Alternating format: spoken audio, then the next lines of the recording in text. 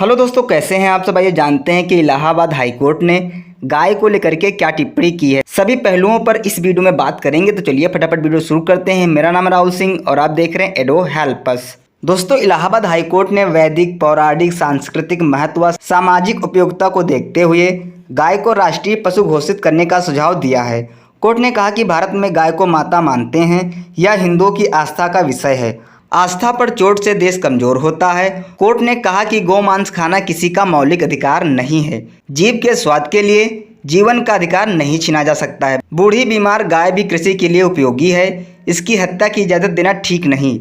यह भारतीय कृषि की रीढ़ है। कोर्ट ने कहा कि पूरे विश्व में भारत ही एक ऐसा मात्र देश है जहां सभी संप्रदायों के लोग रहते हैं। पूजा पद्धति भले ही अलग हो, सोच सभी की एक है। एक दूसरे के धर्म का आदर करते हैं। कोर्ट ने कहा कि गाय को मारने वाले को छोड़ा तो फिर अपराध करेगा। यहाँ पर आपको बता दें कि कोर्ट ने संभल के जावेद की जमानत अर्जी खारिज कर दी है।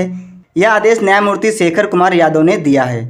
दोस्तों, आपको बता दें कि जमानत अर्जी पर शासकीय अधिवक्ता एस.के. पाल और एजीए मिथिलेश कुमार ने प्रतिवाद किया। याची पर साथियों के साथ खिलेंद्र सिंह की गाय चुराकर जंगल में अन्य गायों सहित मारकर मांस इकट्ठा करते टार्च की रोशनी में देखे जाने का आरोप है। यहाँ पर आपको बता दें कि अभियुक्त 8 मार्च 2021 से जेल में बंद है। शिकायतकर्ता ने गाय के कटे सिर से पहचान की। आरोपी मोटरसाइकिल छोड़कर भाग गया था। दोस्तों, कोर्ट ने कहा कि 29 में से 24 राज्यों में गोवध प्रतिबंधित है। एक गाय जीवन काल में 410 से 440 लोगों का भोजन जुटाती है और वहीं पर गोमांस से केवल 80 लोगों का पेट भरता है। महाराजा रणजीत सिंह ने गो हत्या पर मृत्युदंड देने का आदेश दिया था। कई मुस्लिम व हिंदू राजाओं ने गोवध पर रोक लगाई। इसका मलमूत्र असाध्य रोगों में लाभकारी है। गाय की महिमा का वेदों पुराणों में बखान किया गया है। यहाँ पर आपको बता दें कि रसखान ने भी कहा था कि जन्म मिले तो नंद के गायों के बीच मिले। गाय की चर्बी को लेकर मंगल पांडे ने क्रांति की। संविधान में भी गो संरक्षण पर बल दिया गया है।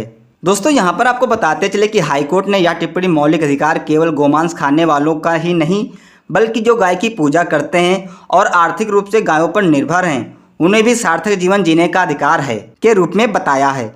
जीवन का अधिकार मानने के अधिकार से ऊपर है और गोमांस खाने के अधिकार को भी कभी मौलिक अधिकार नहीं माना जा सकता है।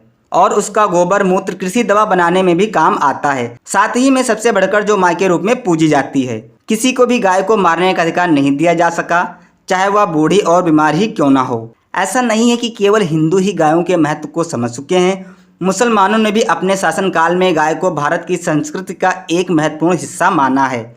गायों के वध पर 5 मुस्लिम शासकों ने प्रतिबंध लगा दिया था। बाबर, हुमायूं और अकबर ने भी अपने धार्मिक उत्सव में गायों के बलि पर रोक लगा दी थी। दोस्तों, यहाँ पर आपको बता दें कि मैसूर के नवाब हैदर अली ने गौहत्या को दंडनीय अपराध बना दिया था। समय समय पर देश की विभिन्न अदालतों और सुप्रीम कोर्ट ने गाय के महत्व को देखते हुए इसके संरक्षण, प्रचार, देश की जनता की आस्था, संसद और विधानमंडल को ध्यान में रखते हुए कई फैसले दिए हैं।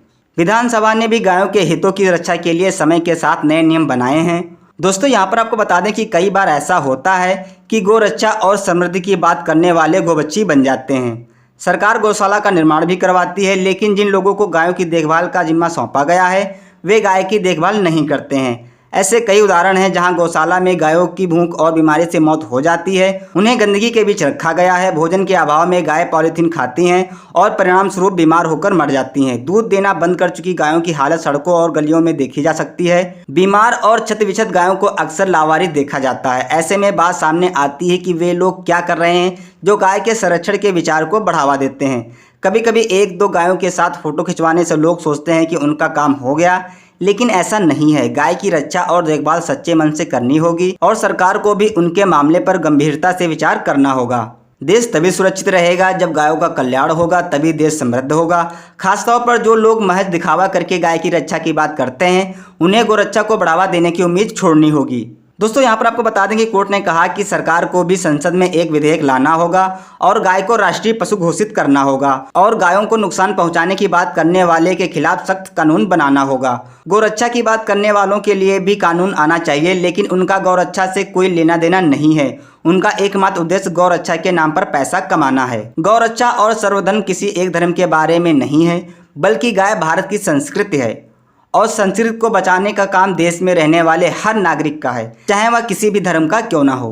हमारे देश में ऐसे सैकड़ों उदाहरण हैं कि जब हम अपनी संस्कृति को भूले हैं, विदेशियों ने हम पर हमला किया और हमें गुलाम बना लिया, और आज भी अगर हम नहीं जागे तो हमें तालिबान के निरंकुश आक्रमण और अफगानिस्तान पर कब्जे को नहीं भूलना चाहिए। कोर्ट ने कहा कि पूरी दुनिया में भारत ही एक ऐसा देश है जहां अलग अलग धर्म के लोग रहते हैं, जो भले ही अलग अलग पूजा करते हों, लेकिन देश के लिए उनकी सोच एक ही है और वे एक दूसरे के धर्मों का सम्मान करते हैं। वे रीति रिवाजों और भोजन की आदतों का सम्मान करते हैं। ऐसे में जब हर कोई भारत को एकजुट करने की और उसकी आस्था का समर्थन करने के लिए एक कदम आगे बढ़ता है तो कुछ लोग जिनकी आस्था और विश्वास देश हित में बिल्कुल भी नहीं है, वे देश में इस तरह की बात करके ही देश को कमजोर करते हैं। सो दोस्तों, मेरे हिसाब से इलाहाबाद हाईकोर्ट ने बहुत ही अच्छी टिप्पणी की है। आपकी इसमें क्या राय है, आप हमें नीचे कमेंट बॉक्स में बता सकते हैं। और मिलते हैं नेक्स्ट वीडियो में, तब तक के लिए जय हिंद, जय भारत।